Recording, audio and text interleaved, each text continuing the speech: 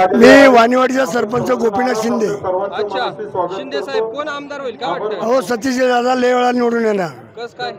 त्यांनी पवार साहेबांना ऐन वेळेला साथ दिलेला माणूस आहे तो, त्यामुळं जुन्नर तालुक्याला सतीश दादा आवडतो। आणि माझ्या समावेशमध्ये आमच्या वाणीवाडीचे वसंत शेठ खिलारी आहे, विलास शेठ शिंदे आहेत, संतोष शेठ लोखंडे आहेत, जालिंदर शिंदे आहेत, त्याचबरोबर प्रशांत शिंदे, दिगंबर शिंदे, हे सर्व कार्यकर्ते आमच्या इथं एकदम सर्व गाव अख्खा त्या सतीश दादांना मतदान करणार आहे आणि सतीश दादा निवडून आणणार आहे। बाकीचे म्हणतात त्यांना अनुभव नाही। अहो, ते काही बोलतील, आता काही म्हणणाऱ्यांचं काय तोंडाला हात लावता येत नाही। त्यामुळे काय आहे, इथे हवा ही सतीश दादा शेरकरची जास्त आहे, त्यामुळे ते भरघोस मतांनी निवडून येणार आहेत आणि आमदार होणार आहेत। आम्ही माझ्या आपलं वल्लभ शेठ बेनकेचं काम करणारी माणसं आहे। वल्लभ शेठ बेनकेचा चिरंजीव अतुल शेठ बेनकेचं काम बरोबर नाही, हे आम्हाला आवडलं नाही, म्हणून आम्ही सतीश दादा आता आहोत आणि त्यामुळं सतीश दादाला भरघोस मतांनी निवडून देणार आहोत।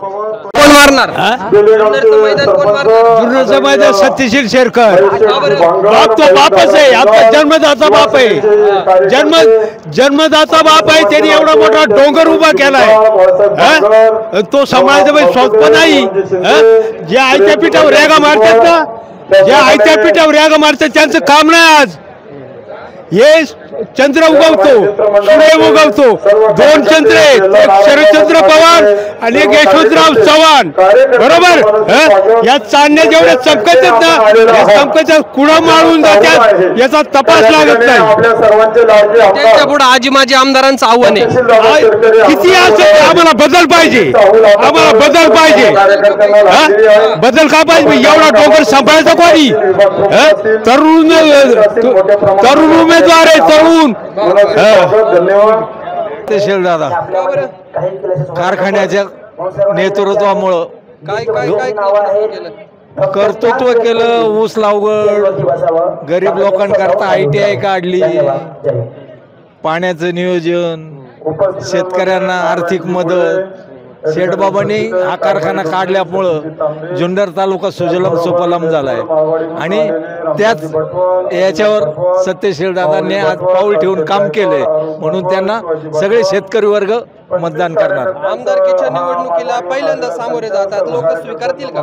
स्वीकारतील ना, एवढाच कारखाना चालवतात, आमदारकीची निवडणूक काय अशी अवघड आहे। यांनी पण जे आता दोन आजी माझे आमदार आहेत त्यांना पण असाच अनुभव आलेला आहे ना, ते पण शेतकऱ्याचीच मुलं आहेत ना, पण त्यांच्या वडिलांनी पहिले आमदारक्या केल्या, नंतर ते आलेत, पण इथं गरीब कुटुंबातून वर येणारी मुलं आहेत ना, त्यांच्याकरता काहीतरी केलंय ना त्यांनी। शेठबाबांनी जे रोपटे लावले त्या रोपट्याचा काहीतरी विकास केलाय ना त्यांनी, म्हणून लोक त्यांचा विचार करणारच ना। 23 तारखेला गुलाल कोणचा असेल? यांचाच असणार, सतीश दादा शेरकरचा। हो काय? हो, अगदी नक्की। बाजी मारीन। खरं तर सांगायचं झालं तर शरदचंद्रजी पवार पक्षाचे जे उमेदवार उभे आहेत, सत्यशील दादा शेरकर यांच्या पाठीशी शिवसेना उद्धवजी ठाकरे, त्याचप्रमाणे शरदचंद्रजी पवार राष्ट्रवादी पक्ष, या दोन पक्षांना खऱ्या अर्थाने पाहिलं तर प्रतिस्पर्धी उमेदवार उरलेला नाही। 101% सत्यशील दादा शेरकर हे जास्तीत जास्त मतांनी निवडून येतील अशी अपेक्षा आहे। पण ते नवीन आहेत असं म्हणतात लोक। नवीन काही नाही, त्यांचा वडिलोपार्जित